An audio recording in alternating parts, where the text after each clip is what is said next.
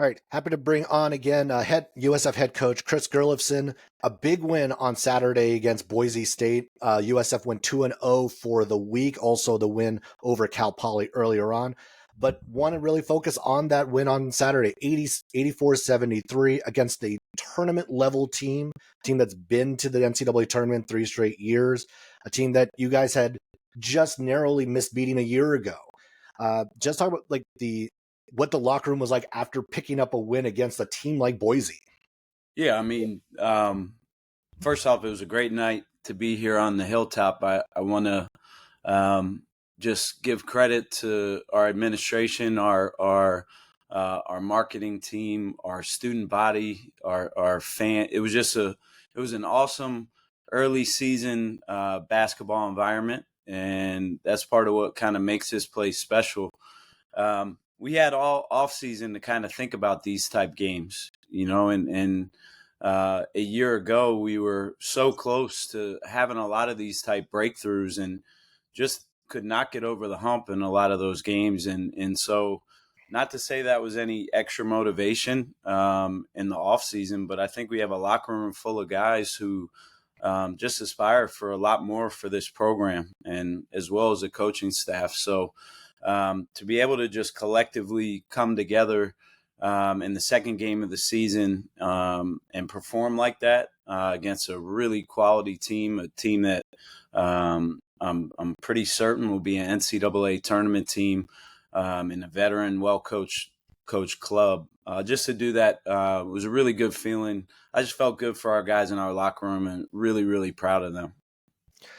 Yeah, there were a lot of runs in this game. Like it was kind of like just like a pendulum swing back and forth in this one. And the one that really kind of like was almost kind of like the last one that really kind of made that difference was when Boise State went on that run early in the second half and took the lead. I think it was like 50-47. And that was almost like a lot of times that's a moment where we've seen teams start to pull away, but you guys responded well. What was said in that timeout after before the free throw that really kind of like got you guys going? Because you went on a 16-0 run after that free throw.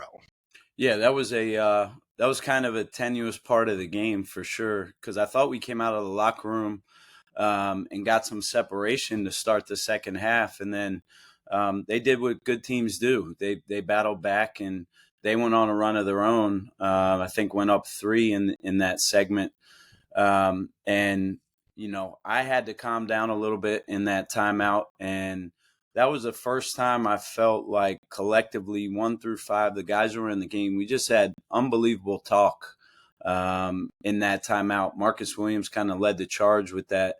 And as you said, we've been in some of those positions before and maybe not always responded in the right way. And so I think that was a really kind of just key kind of building block for us of understanding that there's still a lot of time left in the game, and it was certainly going to be a game of runs. And for our guys to kind of lock back in and come out and execute the way that we did and also pile on some stops in that segment as well.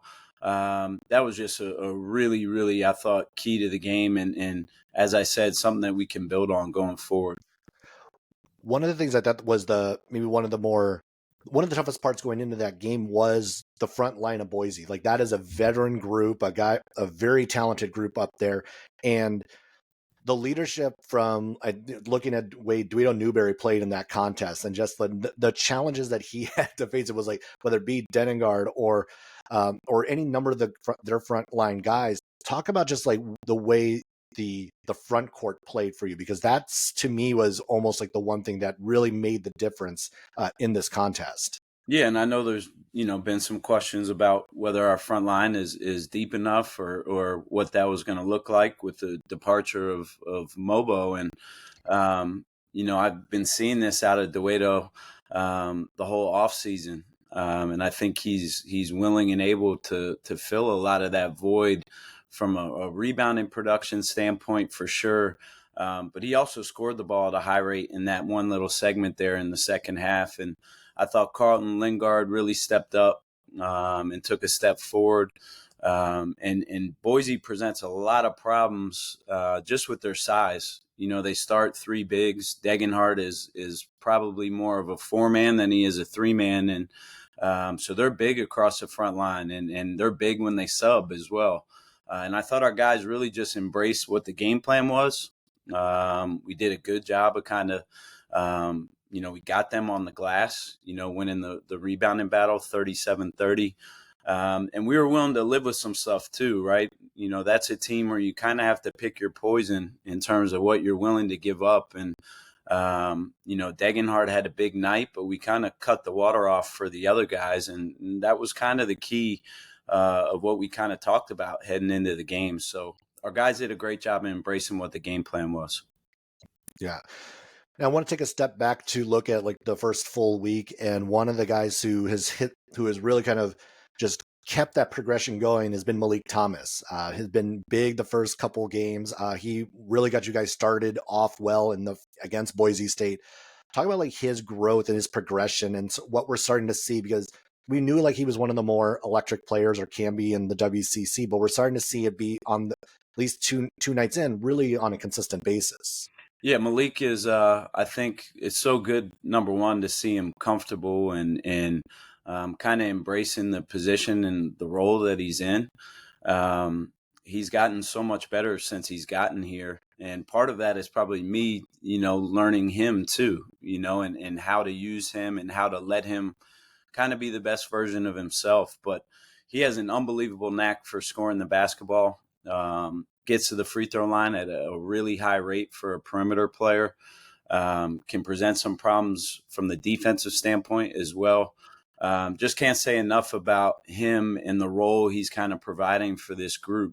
It's been fun to be a part of kind of his development, and I still think there's a lot left to come out, with Malik. But really proud of him, proud of his effort here to start the year. And he picked up WCC Player of the Week just this morning, so that was actually really kind of cool to see. But then also picked up Freshman of the Week with Tyrone Riley, and he's been really fun to watch these first couple nights. Obviously, the opening night he ends up with 26 and has a big night there. But a couple of really key moments, even against Boise, where he's starting just finding his spots, and he's really finding it within the flow of the game and not pushing too hard. What have you seen from him? And because he really does look like he's also kind of like the perfect fit for what you guys need.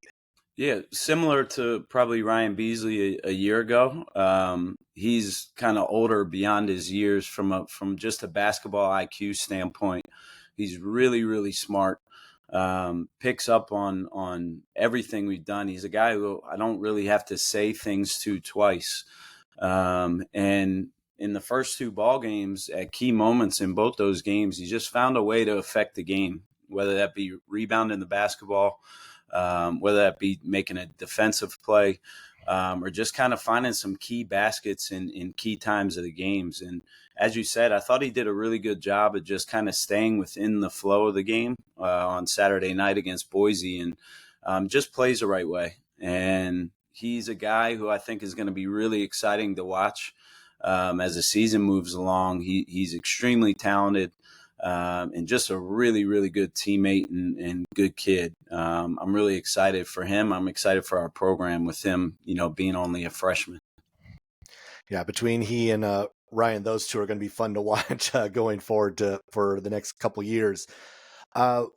Looking like deeper onto this team, like there have been a number of newcomers that have come in and have played pretty key roles, at least like in spurts here and there. Like I'm looking at like James O'Donnell and Jason Rivera Torres, like both have come in and played solid minutes in both of these first two contests. Kind of talk about like the depth of this team, because I know like that's something that has been mentioned as far as like how deep is this USF squad, but now it's like we're starting to see more of these pieces they're starting to fit, and it's actually working pretty well in the first week. Yeah, I mean, I think we're not even close to kind of getting to full capacity with our bench guys. Number one, it was nice to get Ryan back into the mix on Saturday, but having a guy like Jason, who I think his minutes will continue to go up here as he gets more comfortable. But he has an ability to come into the game, and he plays so hard. He's so active, has good size. but can really score the basketball. And he's still learning how to kind of fit into what we do. But I see a really high upside with him. And I think his role will continue to grow as the season goes on. And James is a guy who I have a lot of trust in for being a freshman. He's really tough. He's more athletic than probably what he looks, and just has a really good brain for the game. So I think, those two guys, in addition to, Ben Abosi, he did not get into the game on Saturday. But I think he's going to, have a chance to really affect us. And you could go on down our bench. I think we have multiple other guys who are going to continue to, find their way into our rotation. A great start, like first 2 games of the season. Getting a win against Boise obviously is a huge tip in the cap of the potential resume win for March. Obviously, as getting those others are going to be important. But this week, looking at forward to Long Beach State, Chicago State, these are, while they're not named teams, these are good programs that you're going to have to come up against this week. As you kind of come off the high of Boise, how do you kind of refocus for these next 2 before you really come up against maybe the next big opponent, which is Memphis, in about a week and a half? Yeah, there can be no relax at all. As you said, two really quality teams coming in here this week. And I think this is part of learning how to kind of deal with coming off a big win. Is you got to get to what's next, and have to be incredibly short-sighted.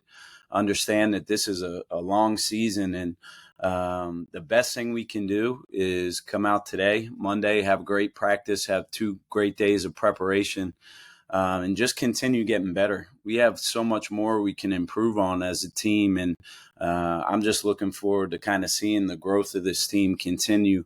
Excited to get back to it on Wednesday night and hopefully build on what we did on Saturday. All right. Thanks a lot, Coach, for hopping on. Great win on Saturday. It was fun to actually be out there and be able to see it in person and get to experience, because you're right.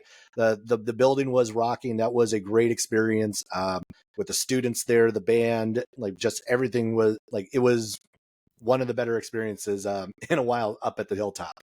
No, likewise. We want to continue that. So appreciate you having me on.